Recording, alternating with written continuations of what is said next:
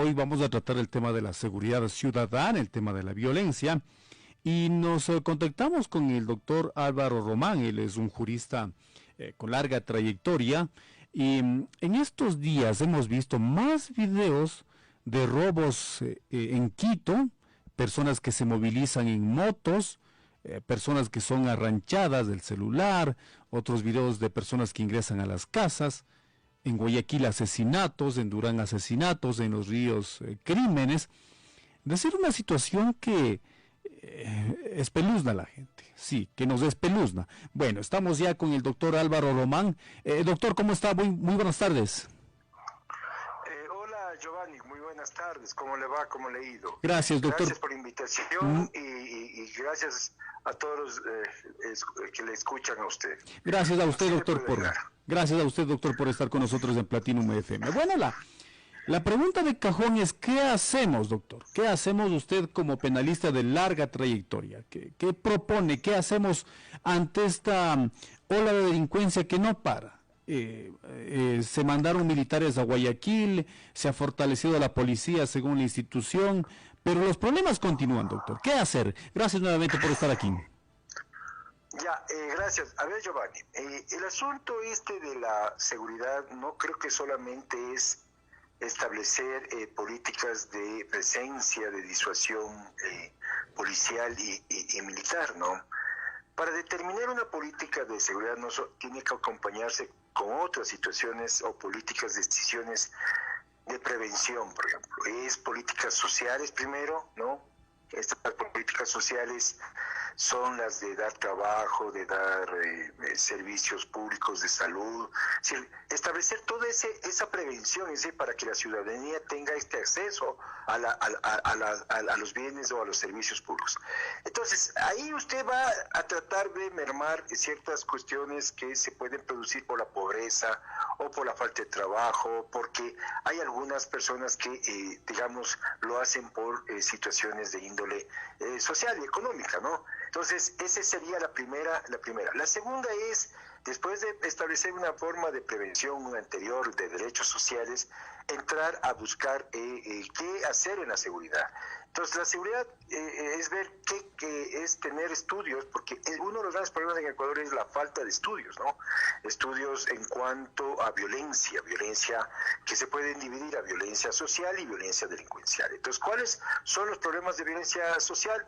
Entonces vamos a tener cuadros y estadísticas para poder entender eso. ¿Y qué es la violencia delincuencial? Entonces, ¿qué tenemos que establecer? Estrategias para llegar al objetivo de luchar para tomar políticas públicas de decisión. Entonces, las estrategias es, claro, para poder combatir el crimen organizado o combatir ya contra grupos que son organizados desde el punto de vista delincuencial, usted necesita entregarle formas de prevención ¿a quién? A la policía. Entonces la policía tiene que tener ¿cómo se puede decir? Situaciones de inteligencia para entrar como tenemos en el Código Orgánico Penal, el agente encubierto, por ejemplo. Entonces, personas que puedan ingresar en la organización para poder determinar qué son, cómo está estructurada, cómo está organizada esa organización para comenzar a combatir desde esa vida. Entonces, claro. Y se puede ir acompañando con las políticas que pueden estar implementadas por el gobierno. Ese más o menos sería un planeo inicial, ¿no? Perfecto. Doctor, usted ha expuesto en breves minutos un panorama general y sí, muy claro de lo que hay que hacer.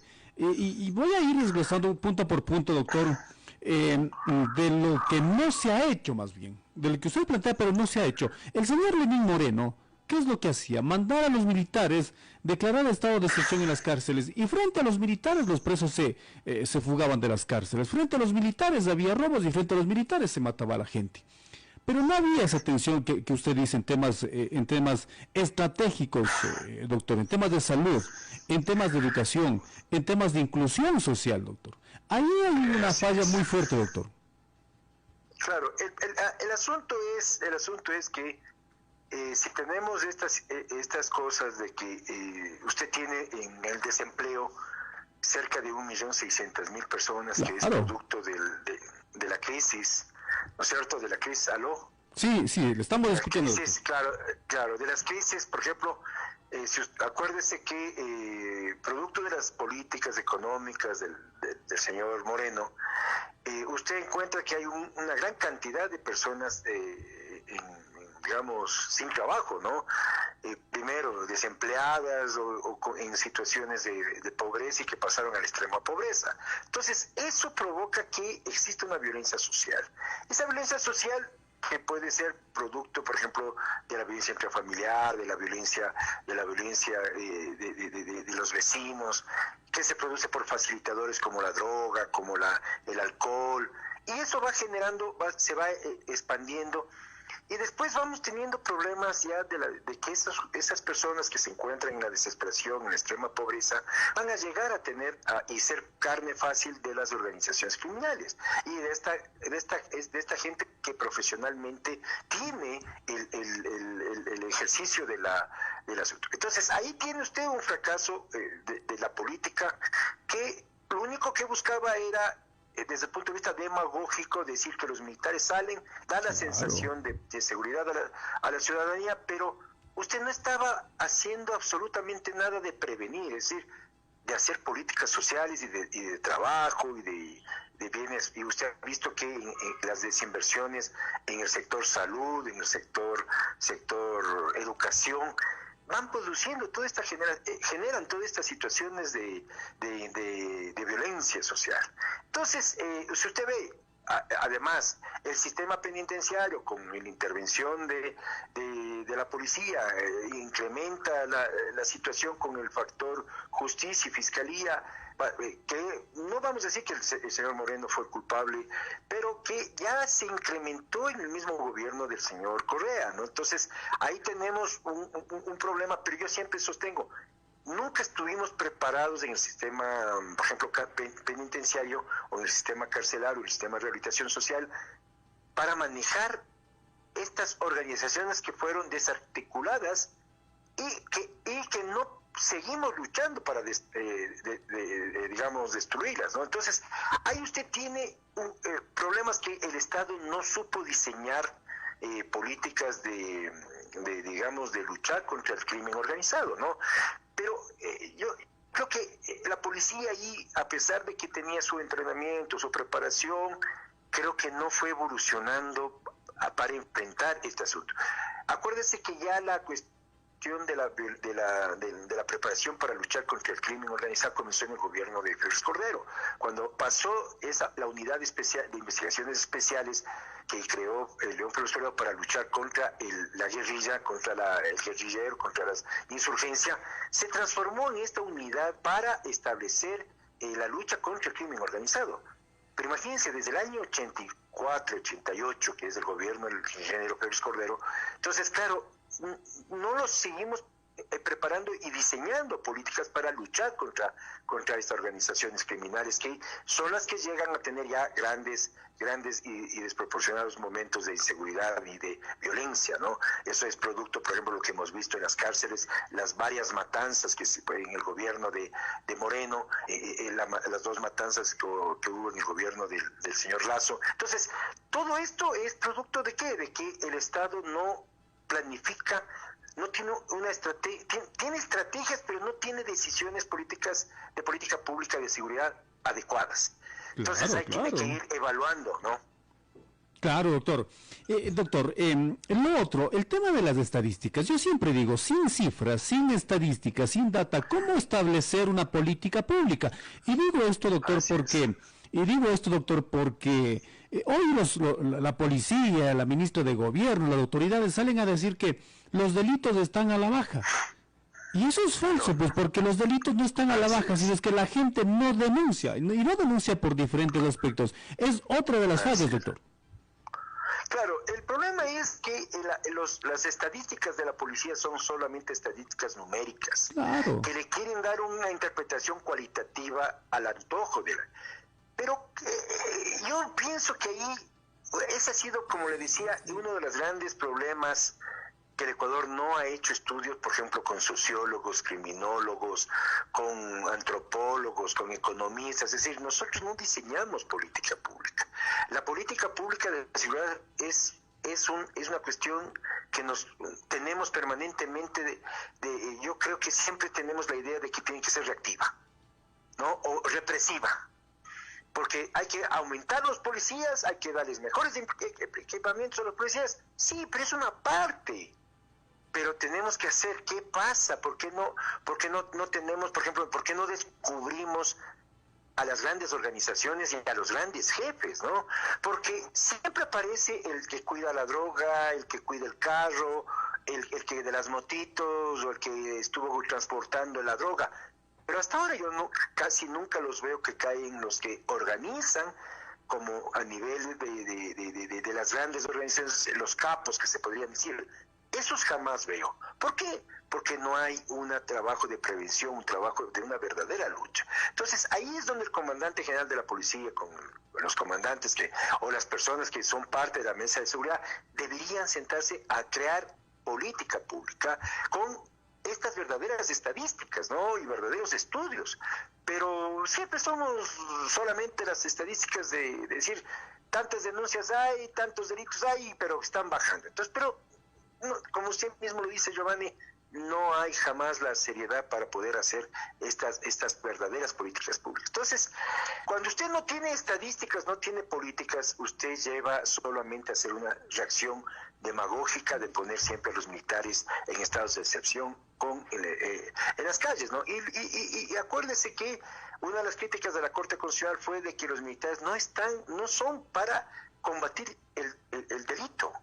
Los militares, su preparación está para defender el territorio y la seguridad externa del Estado. Entonces, ellos se preparan en otro sentido, tienen otros objetivos. Entonces, usted no le puede poner a un militar a vigilar una calle. No puede, jamás. Entonces, esos son los fracasos, estas son las ideas de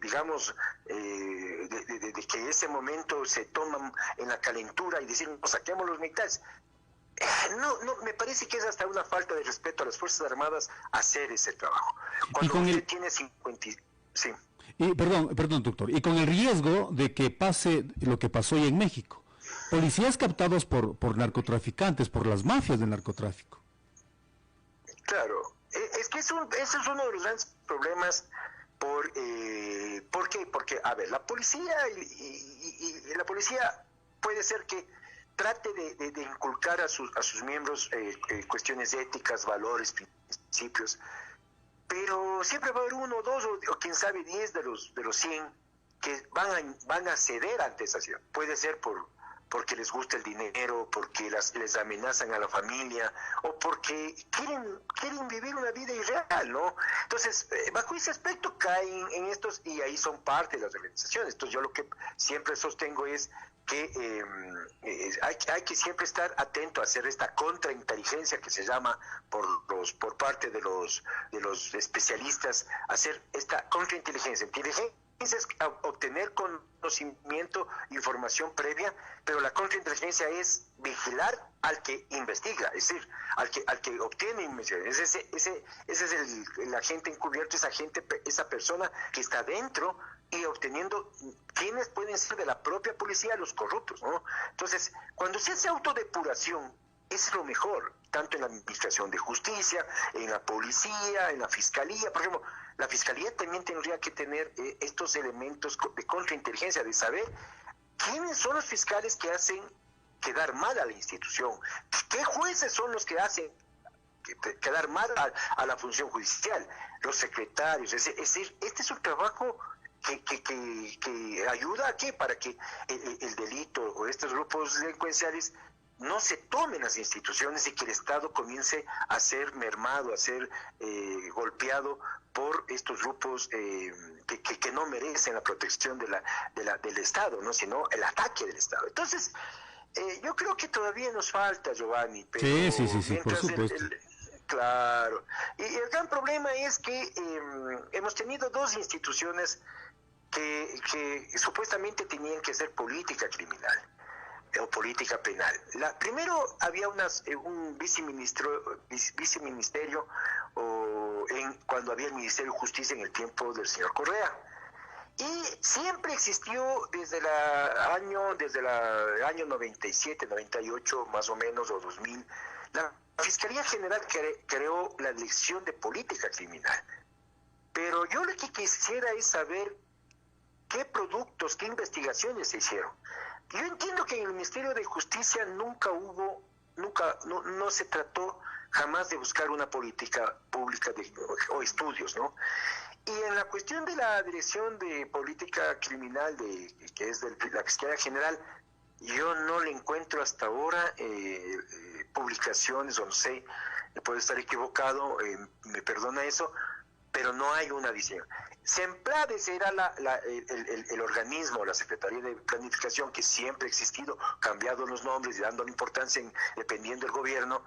Ese debería haber tenido alguna situación, alguna institución en la propia SEMPLADES que haga este estudio de verdaderamente de por qué son las causas del delito y cuáles son las formas de combatirlo. Pero claro, no tenemos, como decimos, política pública para ser evaluada, sino solamente improvisaciones. Sí. Y nos olvidamos siempre de la parte social.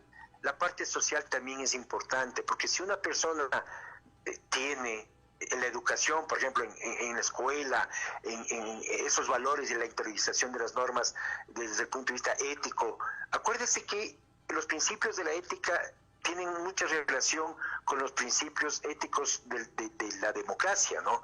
La democracia tiene, por ejemplo, la transparencia. Uno de los elementos claves es la transparencia. La democracia siempre se gobierna con transparencia. Entonces, si nosotros comenzamos a enseñar a nuestros hijos que tienen que ser transparentes, que no deben caer en corrupción, que debemos evitar todas estas situaciones, entonces vamos interiorizando eso, creando esos valores en nuestros hijos, se va profundizando esos criterios democráticos de nuestros hijos, y ellos van a ser los primeros que van a ser, digamos, se puede decir, luchadores de esta situación de corrupción, del delito, y ahí vamos a tener una sociedad, creo yo, mucho más justa, más luchadora, más transparente, más democrática, para poder llegar a ciertos objetivos que no tenemos hasta ahora. Sí, hay mucho por hacer. Hay mucho por hacer. Doctor, un mensaje del 8817 dice: se debe aplicar lo que se hizo en Singapur, pobre país tan inseguro. Gracias por escribirnos. Bueno, ahí está el doctor Álvaro Román. Doctor, le agradezco muchísimo por estar en Platinum FM hablando del tema de la inseguridad ciudadana. Un gusto, doctor. Gracias, Giovanni. Gracias por su entrevista y le mando un fuerte abrazo a todos los oyentes y a usted también. Éxitos en su programa, ¿no? Gracias a usted. Gracias, doctor. Un abrazo. El doctor Álvaro Román, penalista de larga trayectoria, hablándonos sobre el tema de la inseguridad ciudadana, y también gracias a quienes nos escriben a través